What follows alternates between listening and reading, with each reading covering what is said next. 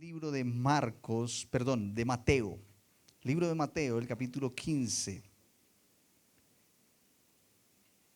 Mateo, capítulo 15, versículo 21 en adelante. Mateo 15, 21 en adelante dice: cuando Jesús salió de allí, se fue a la región de Tiro y de Sidón. De pronto salió una mujer cananea de aquella región y a gritos le decía: Señor, hijo de David, ten misericordia de mí. A mi hija la atormenta un demonio. Pero Jesús no le dijo una sola palabra. Entonces sus discípulos se acercaron a él y le rogaron: despídela, pues viene gritando desde atrás de nosotros.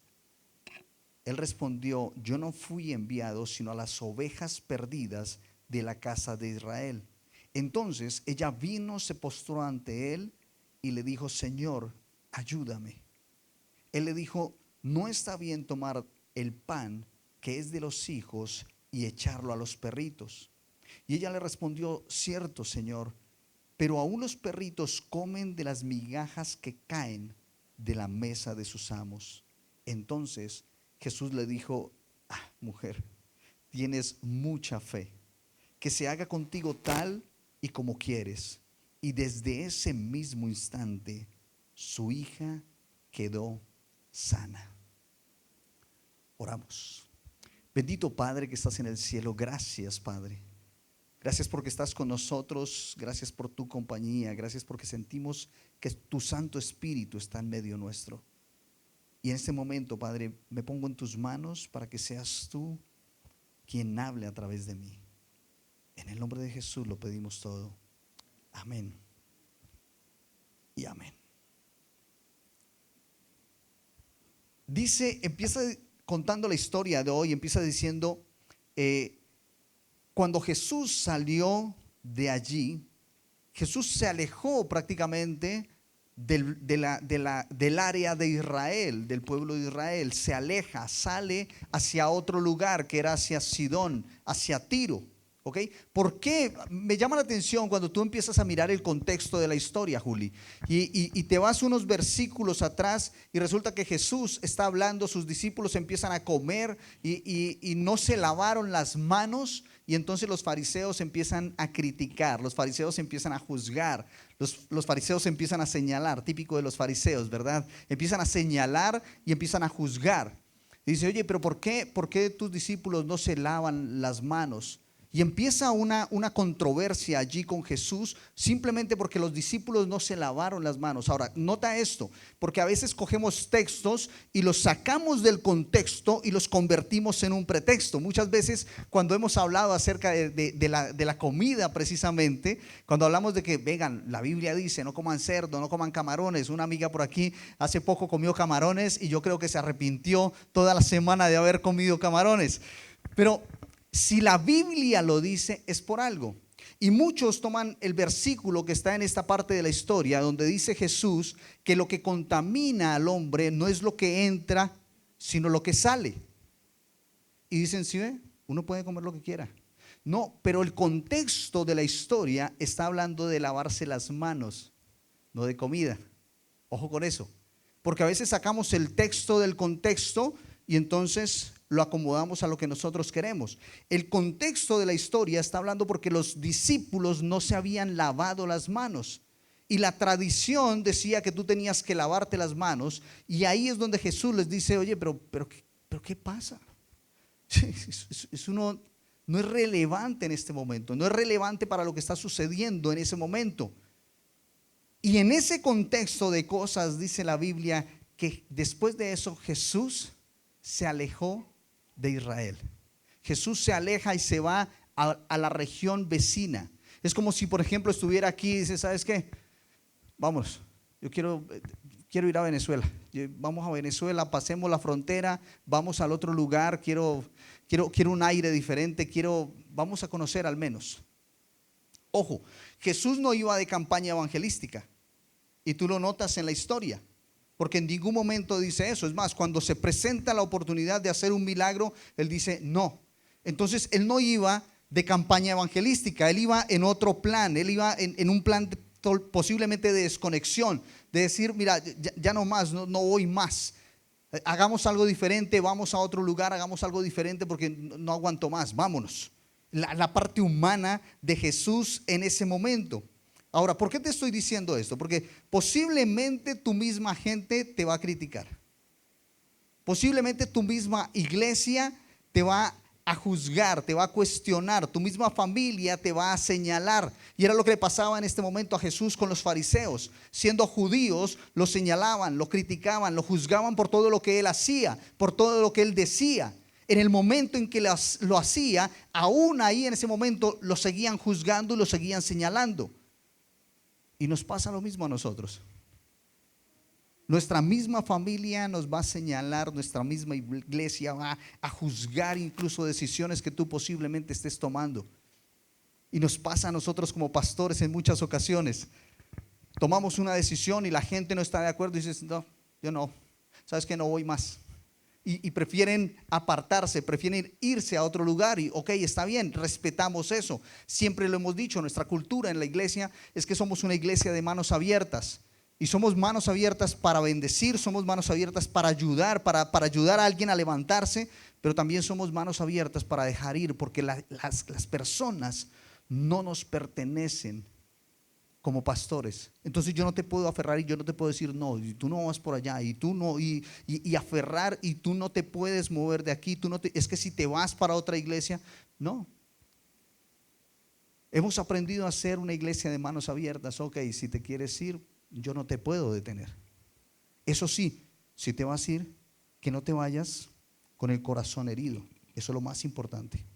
Que cambies por cualquier otro motivo de iglesia, pero no que sea por una herida que hayamos causado. Y me llama la atención en la historia que Jesús se aparta, se va para otra región, la región de Sidón. Y ustedes recuerdan que cuando empezamos esta serie Sin Fronteras, hablamos precisamente de la región de Sidón, donde estuvo el profeta Elías y la viuda de Sarepta.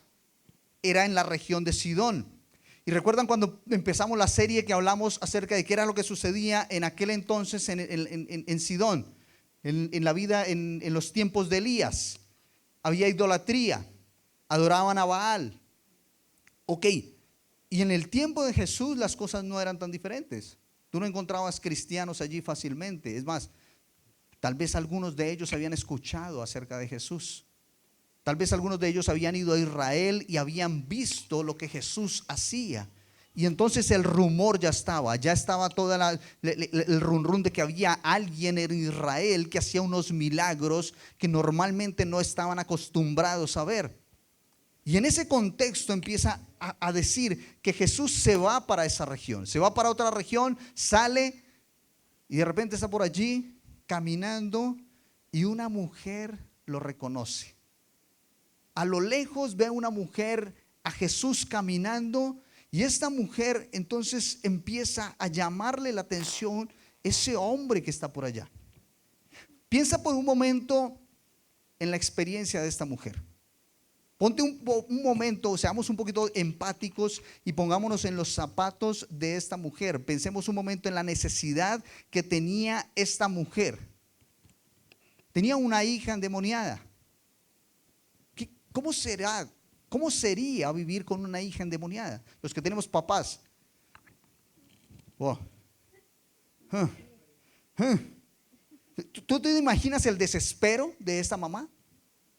¿Tú te imaginas la angustia de esta familia? El desespero y la angustia de la familia al tener una hija que no está en sus cabales, que está poseída por un demonio.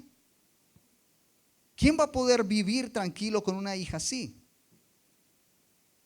Ver a su hija siendo esclava del pecado y tratar por todos los medios de corregir su camino, pero todo lo que haces es en vano.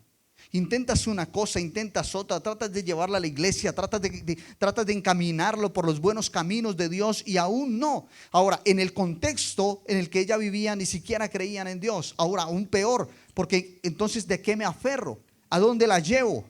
¿A dónde el chamán? ¿A dónde el brujo? ¿A dónde estaba llevando a su hija para poderla sacar de eso en lo que estaba metida y encaminarla como debía ser.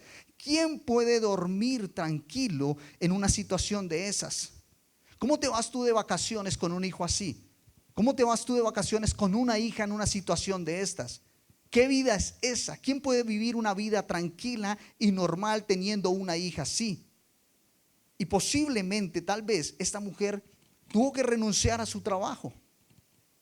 Piensa por un momento en esta mujer y en la situación que vivió. ¿Quién puede irse a trabajar con una hija así? ¿Quién trabaja tranquilo? ¿Quién se puede concentrar en la labor que está realizando pensando que tiene un hijo que está en otra situación totalmente diferente? Ahora, aquí te estoy hablando de un hijo, una hija que posiblemente está en malos caminos, pero la historia es de una hija que tenía un demonio adentro. Y no te estoy hablando del demonio como lo dicen hoy en día o como tal vez lo enseñan hoy en día, el demonio del alcoholismo, el espíritu de la ansiedad. No te estoy hablando de eso. La Biblia no está hablando de eso. La Biblia está hablando de un demonio realmente. Esta niña, su hija, había sido poseída por un demonio. Entonces su mamá se aleja del trabajo. Posiblemente se tuvo que haber alejado de la vida social. Amigos, salir a comer, no puedo, porque tengo que estar pendiente de mi hija, porque tengo ahora que vivir en pro de mi hija, de todo lo que ella está viviendo. Y entonces ve a esta mujer a lo lejos a Jesús caminar y de repente lo reconoce y empieza a gritar: Jesús, Hijo de David, ten misericordia de mí. El desespero, escuchen el grito de esta mujer, el desespero de la situación que ella está viviendo. Era un grito de desesperación, un grito de misericordia. Necesitaba la ayuda en ese momento. A ella no le importó quién estaba cerca. A ella no le importó qué dirán, qué dirá la gente de mí, que estoy loca. No, yo cómo voy a gritarle a Jesús. ¿Qué van a decir? Yo estoy loco. ¿Cómo le ocurre? Yo no sé si has vivido la experiencia. Hay gente, yo conozco gente que va en la moto y de repente van en la moto escuchando música cristiana y van, como decimos aquí, van sollados y van cantando, y de repente tú paras en el carro y volteas a mirar y dices: este está loco. Hay gente que piensa en el qué dirán. Hay gente que va en el carro y no, yo mejor subo los vidrios y ahí sí grito y ahí sí canto, pero con el vidrio abajo no. ¿Qué van a pensar? ¿Qué van a decir de mí? No, qué pena. A esta mujer no le importó quién estaba en la plaza del pueblo comiéndose un helado. No le importó quién estaba en la tienda de helado, no le importó quién iba pasando en la bicicleta tal vez, o en el caballo, en el burro. No le importó esa parte. Y a nosotros a veces nos da pena y nos da vergüenza cantarle a Dios. Llega el momento de alabanza y ok, vamos a cantarle a Dios, y preferimos quedarnos callados. Y uno habla con la gente y dice: no, es que yo no tengo buena voz para cantar, yo canto muy feo, yo por eso es que en el momento de alabanza yo no alabo a Dios, porque es que mi voz no es la más bonita, no es la mejor. Y esta semana justamente me pasó algo súper curioso. Los que han ido a casa saben que es un lugar muy tranquilo. Y entonces, estando allí en la casa, de repente antes de las 5 de la mañana, por alguna extraña razón me desperté y me bajé a leer y a orar un rato, y todo estaba oscuro, todo estaba en silencio aún. Y cerca de las 5 de la mañana empiezan a cantar los pájaros. Y hay unos pájaros que cantan hermoso. Allí en la zona hay mucho canario. Por eso la unidad se llama Canarias, porque hay mucho canario en esa zona. Y entonces empiezan los canarios a cantar y tú dices: wow, el cantar de los canarios es hermoso. Pero de repente empecé a escuchar otros pájaros que yo decía: ese no es tan hermoso. Pero aún así cantaban con toda una fuerza que yo decía, pero ¿por qué? Y miraba el reloj, 5 de la tarde, y seguía, 5 de la mañana, y seguía pasando el tiempo, y duran más o menos unos 15 minutos, de 15 a 20 minutos cantando con toda, y ya después se callan. Empiezan como que su vida normal, como que lo primero que hacen cuando despiertan es alabar al Creador. Y recordé el Salmo cuando dice que toda criatura alabe a Dios, que todo ser humano, que todo el que respire alabe a Dios. Y yo dije, wow, espérame, los pájaros respiran también. Y entonces lo primero que ellos hacen cuando despiertan es empezar a cantar. Y no me importa si tú piensas que yo estoy cantando bonito o feo, porque yo no te estoy cantando a ti, yo le estoy cantando al Rey de Reyes y Señor de Señores. Y esa debería ser nuestra misma actitud. Cuando tú miras, cuando tú observas la naturaleza habla del amor de Dios, la naturaleza te habla de Dios. Y esa debería ser nuestra misma actitud. No importa si tengo una bonita voz o no, es que yo no te estoy cantando a ti. Yo no le estoy cantando al pastor, yo no le estoy cantando a la banda que está aquí al frente, yo le estoy cantando al Rey de Reyes y Señor de Señores. Punto. Pero a veces pensamos más en el qué dirán. Uy, no, ¿qué van a decir? ¿Qué van a decir de mí? ¿Qué van a...? No. Y a veces se nos sale por ahí el que no debería salir, el gallito por ahí. Y más pena sentimos, más vergüenza nos da. Pero esta mujer no pensó en eso. No le importó quién la estaba escuchando y empieza a gritar: Señor. Y el grito que yo estoy haciendo es pasito, yo soy malo para gritar. Empieza de lado a lado a gritar. Ahora, nota esto.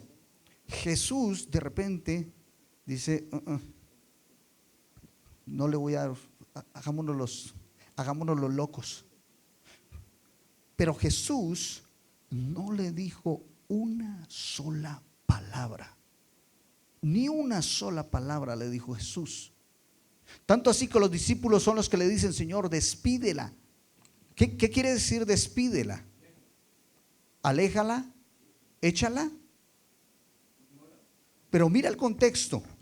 Mira por un momento el contexto, Cami, porque eso es lo que pensamos nosotros. Pero cuando tú miras el contexto entiendes algo diferente. Dice el versículo 23, pero Jesús no le dijo una sola palabra. Entonces sus discípulos se acercaron a él y le rogaron: despídela, pues viene gritando detrás de nosotros. Versículo 24, él respondió: no fui enviado sino a las ovejas perdidas de la casa de Israel. Lo que quiere decir que el despídela no quiere decir échala, no quiere decir cállala, quiere decir: Señor, hazle el milagro, atiéndela, no la ignores, atiéndela, hazle el milagro. Los mismos discípulos empiezan a ver la necesidad. Es más, ni siquiera por la necesidad le dicen a Jesús, sino por la bulla que está haciendo, por la gritería que trae esta mujer. A ella no le importa y no le da pena. Y como que los discípulos fueron los que empezaron a sentir pena y le dicen: Señor, despídela, atiéndela. Y me llama la atención que dice la Biblia, pero Jesús no le dijo una sola palabra. Ni una sola palabra le dijo Jesús. Ahora, te pregunto, ¿qué sucede cuando le pides a Dios algo? Cuando tú oras constantemente, cuando le estás pidiendo a Dios algo y Él no te contesta. ¿Qué pasa contigo? ¿Qué pasa dentro de ti? Te frustras, empieza a haber duda, empiezas a cuestionarte. Y muchos te cuestionan la fe. Y uno a veces empieza a cuestionarse su fe. No, es que yo no estoy orando con la suficiente fe, es que me falta más fe. Y hay gente que te dice: es que te falta fe, es que no estás orando como deberías orar, es que tienes que orar más duro, es que tienes que gritar porque ella gritó. No, es que tienes que esto, tienes que lo. Y empiezan a hablarte de una cantidad de cosas. Mira, cuando a uno Dios no le contesta ni una sola palabra, unas personas empiezan a insistir más. Precisamente por eso, porque es que no estás orando con suficiente fe. Entonces empiezas a insistirle a Dios de cierta forma, de otras maneras. Pero insistes. Pero otras personas no hacen eso. Al contrario, dejan de insistir. Desisten, no insistes, desistes. Y es como si dijeras, ponte en la escena de la mujer que ve a Jesús, grita, llama a Jesús, hijo de David, ten misericordia de mí. Jesús no le contesta y de repente ella hubiera podido decir, sí, eso no es. Y todo el mundo mirándola como, ¿está loca o qué? Esa gritería. Y de repente ella llega y, creo que me confundí. Es que se me pareció tanto. Y entonces desistes de insistirle a él. Creo que no es Jesús el que me hace el milagro. Creo que no es por ahí. Creo que tengo que intentar por otro lado. Y empiezas a dudar. Hay gente que cuando Dios no le contesta inmediatamente empiezan a dudar. Es más, se alejan. No solamente desistes de hablar con Él, sino que te alejas de Él. Y dices, no, es que Dios no me escucha. Entonces, ¿para qué insistirle? Es que en el pasado yo intenté, yo quise, pero Él nunca me escuchó, Él nunca me contestó. Y entonces desistes y terminas alejándote de Dios. Y lo primero que haces es alejarte de Dios y después empiezas a alejarte de la iglesia, o al contrario, hay gente que primero se aleja de la iglesia y después terminas alejándote de Dios. Porque le insististe tanto tal vez, o porque tal vez le pediste algo a Dios y en su momento Dios no lo contestó como tú querías. Y terminas alejándote. Pero mira lo que dice el versículo 25 al versículo 27. Dice la palabra de Dios: entonces ella vino, se postró ante él y le dijo, Señor, ayúdame. Él le dijo, no está bien tomar el pan que es de los hijos y echarlo a los perritos. Y ella respondió, cierto, Señor, pero aún los perritos comen de las migajas que caen de la mesa de sus amos. Y cuando yo leí esta parte, pasaron muchas cosas por mi cabeza. Lo primero que hice fue recordar al abuelo de mi esposa, al abuelo de Mónica. En la familia ellos tienen una perra que es una golden. La perrita de la familia era una golden. Y de repente cuando trajeron la perrita a la casa, lo primero que dijeron fue, no le vayan a dar comida. Denle solamente cuido, pero no le vayan a dar comida. Y cuando se sentaban a la mesa y todos estaban comiendo y se descuidaban, el abuelo cogía un pedazo de carne o un pedazo de algo de la comida y disimuladamente, sin que se estuvieran dando cuenta, él disimuladamente lo bajaba y se lo tiraba a la perrita. Y cuando la familia se dio cuenta, entonces le decían, pero abuelo, ¿por qué haces eso? Y se indignaban porque era la comida de ellos y en última se lo estaba dando a la perrita. Y se indignaban porque vas a enfermar a la perrita. Es que no tienes por qué darle. Y el abuelo siempre hacía lo mismo. Ahora, hay muchos de nosotros que cuando van a un restaurante y de repente te sientas, nos sucede a los que cuando vamos viajando en carretera, es donde más sucede. Aquí en la ciudad ya casi no pasa. Cuando te sientas a un restaurante y de repente entra un animalito, entra un perro y empieza a velarle a uno la comida. Y tú estás comiendo y de repente el perrito se hace al lado y se da la vuelta y se pone por el otro lado y se mete debajo de la mesa y está buscando que tú le des comida. Y hay gente que esto le molesta. Y perdónenme los animalistas, pero hay gente que le fastidia. Le fastidia ver un perro debajo de la mesa o al lado simplemente mirándolo. Dice, o sea, no. Y entonces como que quieres sacar al perro, como que le pegas una patada y mueves la silla para que el perro se vaya. No quieres que el perro esté ahí velándote la comida. O le tiras el sobrado bien lejos, pero cuando se lo tiras bien lejos, vuelve rápidamente por más. Y hay gente que le fastidia, hay gente que le molesta que el perrito esté velando por la comida. Ahora, la primera vez que yo leí este pasaje pensé, oye, Señor, te pasaste con el comentario. Yo no sé si a ustedes les pasó, Pero cuando yo leo este pasaje, yo digo, Señor, te pasaste. Esto es fuerte. O sea, ese no es el Dios que yo esperaba. Ese no es el Dios que tal vez en algún momento me enseñaron. Oye, ahora, no solo la ignoras, sino que ahora la tratas, la menosprecias, la tratas de perro. Porque está hablando directamente del animal. Y yo dije, oye, te pasaste, Señor. Pero entonces me fui a estudiar un poco más a fondo el texto, porque eso es lo que nos sucede también. Que a veces tomamos un texto y lo entendemos a nuestro acomodo o a nuestra manera, y uno dice, uy, ese es Dios. No, gracias.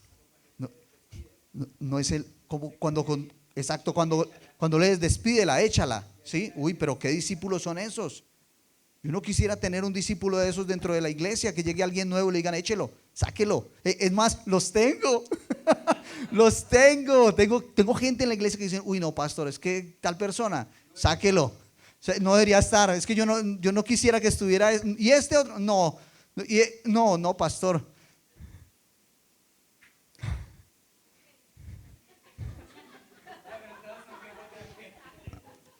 Ok, despídelo. Y cuando yo leo el texto, yo digo, a veces nos quedamos con con esa parte textual. Y entonces cuando tú lees algo así acerca de Dios, dices, ese no es el Dios que yo quisiera tener. Yo no quisiera estar con ese Dios, que me trate de esa manera. Pero tuve que ir entonces al contexto cultural, que era lo que sucedía en esa época. ¿Ven? ¿Por qué Jesús utilizó esas palabras que para mí pueden ser tan fuertes? ¿Qué era lo que pasaba en ese momento?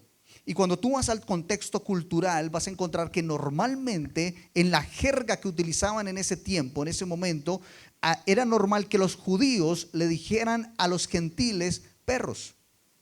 Los trataban así. Como hoy en día cuando hablan despectivamente acerca de un negro. Hey, el negro el negro. ¿Sí? Es muy despectivo dentro de nosotros, pero es un lenguaje común que se utiliza. No deberíamos utilizarlo, pero comúnmente tú lo escuchas. Cuando tú te refieres a un habitante de la calle, y tú terminas diciéndole gamín. Un gamín de la calle. ¿Sí? Era una jerga que se utilizaba normalmente. Entonces, dentro de los judíos, utilizaban la jerga común de decirle a un gentil perro. Y por eso él empieza a hablarle en este lenguaje a ella. Empieza a decirle el tema de la comida y de los perros. No está bien que tomemos de la mesa la comida que está preparada para los hijos. Y piensa por un momento en esa escena. Te sientas a la mesa a comer con la familia, con tus hijos, con tus papás, con los abuelos, y están en la mesa y la comida se ha servido para ustedes. Es más, de pronto tú los invitaste a la mesa, tú los invitaste a tu casa, invitas a la familia, vengan que vamos a comer, y haces una comida bien rica, bien especial, te esmeraste por hacer esa comida y de repente te sientas a la mesa con todos y uno de ellos toma el plato y lo pone en el piso para que el perrito de la casa coma. ¿Tú cómo te sentirías?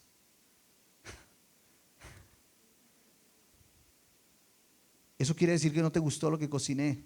Estás despreciando la invitación que te hice. Wow, eso duele. Y era prácticamente lo que Jesús le estaba diciendo a esta mujer. Es que no está bien, porque yo vine para bendecir a la casa de Israel y tú no haces parte de. Y muchas veces en las iglesias nos comportamos de la misma manera. No, es que tú no mereces el milagro, porque es que el milagro es para los que estamos en la iglesia, para los que cantamos. Es que por eso pasa lo que pasa, porque es que no le estás cantando a Dios. Y empezamos a juzgar a otras personas y nos creemos la gran cosa, la gran maravilla, y no es así. Todos tenemos derecho de una o de otra forma, según esta historia. Ahora nota esto. La mujer ya lo había reconocido, ya le había dicho su necesidad, y sin embargo no había sido suficiente.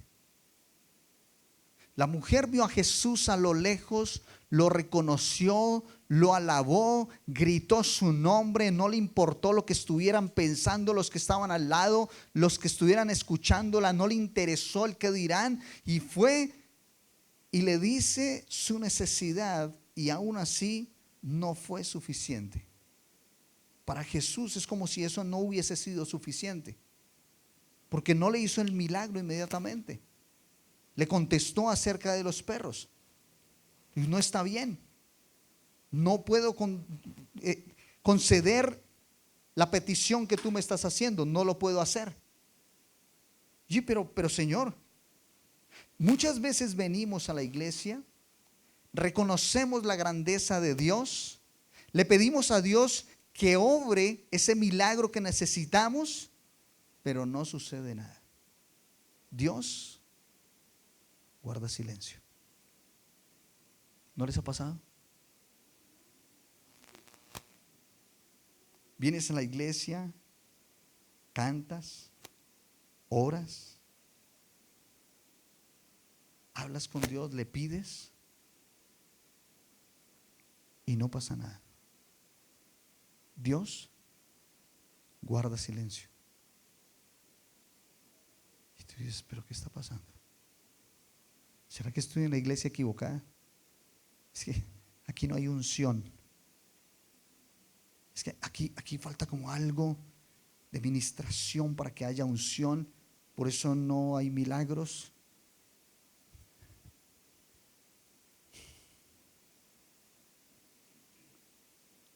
¿Sabes por qué? ¿Sabes por qué guarda silencio Dios en ese momento? ¿Sabes por qué Jesús le contestó a esta mujer de esta manera? Porque nos falta algo más. No basta simplemente con venir y cantarle a Dios. No falta solamente con reconocerlo. No basta solamente con eso. Porque tú puedes decir, sí, Dios tiene el poder, Dios lo puede hacer, Dios me puede ayudar. Y vienes y le cantas y le oras y le dices, Señor, y le pides, Señor, ayúdame, Señor, tengo esta necesidad, Señor, yo quiero este milagro, ayúdame, necesito, esto es lo que necesito yo. Y Dios guarda silencio. Es que no es suficiente. Hace falta algo. Nos hace falta algo a todos.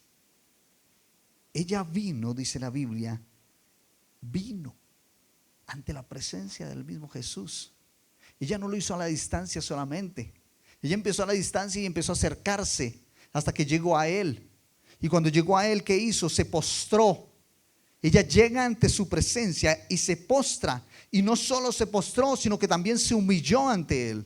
Porque cuando Él le habla acerca de los perros, de la comida, de los hijos, ella reconoce su condición y se humilla ante Él y le dice, es cierto lo que tú estás diciendo, pero aunque sean las migajas, aunque sea migajas, es lo que necesito en este momento.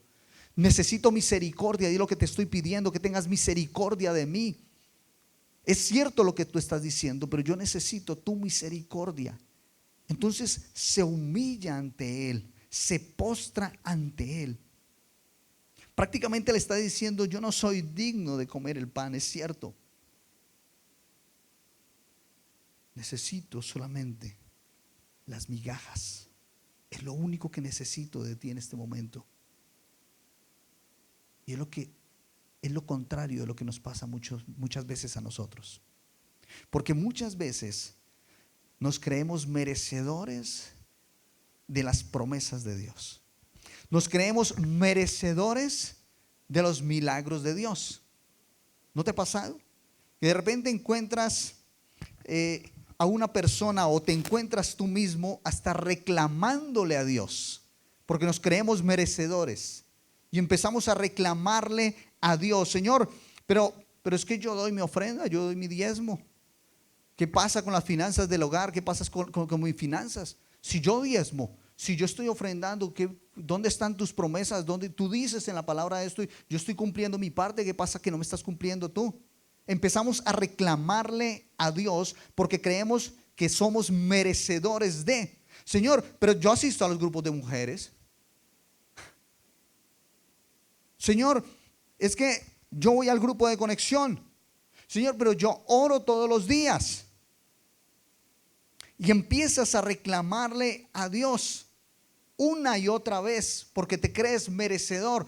Señor, pero yo estoy haciendo esto, yo hago lo otro. ¿Tú por qué no me respondes? ¿Tú por qué no la cambias? ¿Tú por qué no lo cambias? Y realmente el milagro ocurrió cuando esta mujer se humilló y por medio de su humillación demostró su fe en Dios. Cuando te humillas, demuestra realmente la fe que tienes hacia Dios. Porque a veces nuestra arrogancia no nos deja reconocerlo. Nuestra arrogancia a veces no deja resaltar la fe que tenemos en Dios. Porque el arrogante simplemente se cree merecedor de. Voy terminando con esto. Mira ahora la diferencia. Y quiero que notes esa parte. Mira la diferencia de todo esto. Cuando Jesús estaba al inicio del capítulo 15, cuando Jesús estaba con los discípulos, los fariseos estaban cuestionando todo lo que Jesús estaba enseñando. Todo lo que los discípulos estaban haciendo y lo que Jesús decía, los fariseos lo estaban cuestionando una y otra vez. Los fariseos se habían ofendido incluso con las enseñanzas que Jesús estaba dando. Ofendidos, molestos por todo lo que Jesús estaba diciendo. Contrario a esto, una mujer extranjera, una mujer cananea, una mujer con unas creencias diferentes, una mujer sin conocimiento teológico posiblemente no conocía la doctrina, no sabía absolutamente nada. Pero esta mujer reconoce la grandeza y el poder del Hijo de Dios, se humilla ante Él, demuestra su fe y ahí es donde ocurre el milagro. Esa es la diferencia. La diferencia no está en la iglesia, porque hay gente que piensa eso, que la diferencia la hace la iglesia. No, es que no es en esta, es en la otra. Es en la donde publican que allá hacen milagros los miércoles en la noche o hay domingo de milagros. Entonces es allá donde Dios hace milagros. Pero la diferencia no está en la iglesia. La diferencia no está en el servicio que tú prestes en la iglesia. Ahí no está la diferencia. Porque los fariseos eran de la élite más religiosa. Pero ahí no está la diferencia. Tú puedes venir cada sábado. Tú puedes conectarte. Tú puedes hacer escuela de crecimiento. Tú te puedes parar en la puerta recibiendo a la gente. Tú puedes venir aquí y hacer parte de la banda. Tú puedes demostrar muchísimas cosas, pero ahí no está la diferencia. La diferencia no está en el pastor, no está en el grupo de alabanza. Porque a veces pensamos también eso. Es que ahí es donde tiene que estar todo. No está ni siquiera en el conocimiento de la doctrina bíblica. La diferencia está en tu relación con Dios. Ahí es donde radica la diferencia. En la manera en que tú te quieres relacionar o te relacionas con Él. Ahí es donde está la diferencia. No es que yo soy de esta iglesia. No es que yo creo es en esto. Y eso empieza a levantar barreras, empieza a levantar murallas entre la iglesia de Dios, entre su pueblo. Y ahí no está la diferencia. La diferencia radica en la manera como te quieres relacionar con Él. Porque he conocido pastores con un poder impresionante, con una predicación y con una elocuencia y con un poder que se quitan la chaqueta y caen 20 de una vez. Oye, ni en Avengers he visto yo eso, ni qué poder. ¿Qué es eso? Pero cuando tú los ves que bajan de la tarima, uy, qué arrogancia. No se sientan con nadie a comer, no salen con nadie, solamente ellos y su élite, ellos y su cúpula, solamente ellos allá. He visto cantantes que cuando están allá montados en la tarima, todo el mundo dice: wow, qué poder. Pero cuando se bajan de esa tarima, y ustedes saben que nosotros somos conocedores de causa de lo que les estoy diciendo, muchos de ustedes han vivido también esa experiencia, que cuando se bajan de esa tarima, levitan. Uy, Señor, sí, guantes de seda, porque uy, mejor dicho, contrario a todo eso, cuando tú miras la historia, Jesús fue donde estaba la necesidad. Jesús sabía dónde había necesidad y Él iba hasta allá. Él se acercaba, Él iba donde lo necesitaban. Ahí estaba Él. Traspasó las fronteras físicas, y no solamente las fronteras físicas, porque las fronteras físicas somos las que ponemos nosotros los seres humanos. Él es el dueño absolutamente de todo el mundo, y para Él no hay ninguna frontera física. Por eso quiso ir al otro lado. Traspasó fronteras físicas, y no solamente las fronteras físicas, traspasó las fronteras de las creencias, traspasó las fronteras de las culturas. Ese es Jesús. Ese es el Dios en el que yo creo, porque Él quiere acercarse hoy. Él se quiere acercar hoy a tu casa, Él se quiere acercar hoy a tu vida. La pregunta es: ¿tú cómo te quieres acercar a Él hoy? ¿Cómo te quieres relacionar con Él? ¿Qué ha pasado los últimos meses? ¿Qué ha pasado las últimas semanas en tu vida? ¿Qué es lo que ha venido sucediendo contigo? ¿Te estás relacionando realmente con Dios, o lo que has hecho es estarte alejando por el qué dirá de la gente, por la experiencia de otros, porque tal vez no ha sido el mejor momento? No estoy viviendo el mejor momento, y como no estoy viviendo el mejor momento, entonces empiezo a alejarme, empiezo a enfriarme, empiezo a desconectarme. ¿Qué ha pasado con tu vida los últimos días de tu vida? ¿Cómo te quieres relacionar con Él el día de hoy? Yo quiero hacerte una invitación, y quiero pedirle a las muchachas que nos acompañen aquí al frente.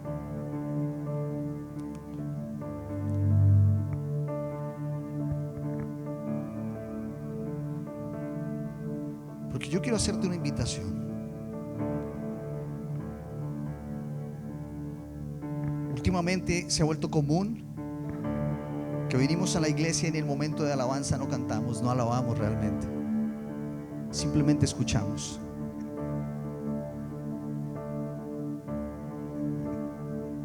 Y a veces esa arrogancia nos ha llevado a desconectarnos de Dios. Y muchas veces lo reconocemos como nuestro Dios, como nuestro Salvador. Sí, pero nos hace falta algo. Siento que en nuestra iglesia nos hace falta algo. Déjame estar aquí al frente prendida, por favor. Siento que en nuestra iglesia nos está haciendo falta algo, y es esa humildad ante Dios. Es ese postrarte ante Él, es humillarte ante Él. No es simplemente con reconocer tu pecado, no es simplemente con decir: Señor, sí, la embarré, perdóname. Tiene que ir más allá. Tiene que ir con realmente reconocer el error que tú has cometido. No solamente decirle perdón, es reconocer que has cometido un error, y arrodillarte ante Él y humillarte ante Él. Y si tienes que llorar, llora. Y si tienes que pedirle perdón a Él, lo pides. Pero es ante Él, es a Él. Solo Él tiene el poder de levantarte. Solo Él tiene el poder de restaurar lo que se ha roto, lo que se ha dañado en tu vida, en tu hogar, con tus hijos. Solo Él tiene ese poder de restaurarlo. Ese trabajo, esa relación, eso que esté pasando en tu vida, solo Él lo puede restaurar. Y es a Él al que quien debemos honrar, y es ante Él que nos tenemos que humillar. Yo quiero invitarte a que te pongas en pie en este momento.